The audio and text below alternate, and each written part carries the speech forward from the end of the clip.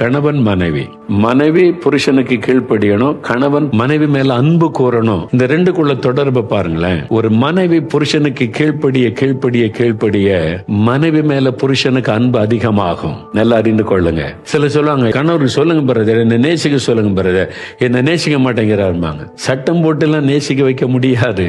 அன்பு என்பது ஊழியக்காரன் கட்டளையிட்டு இல்ல அவங்க மனைவி நேசிங்க இல்லாட்டா அவ்வளவுதான் அப்படி எல்லாம் சொல்லி நேசிக்க வைக்க முடியாது.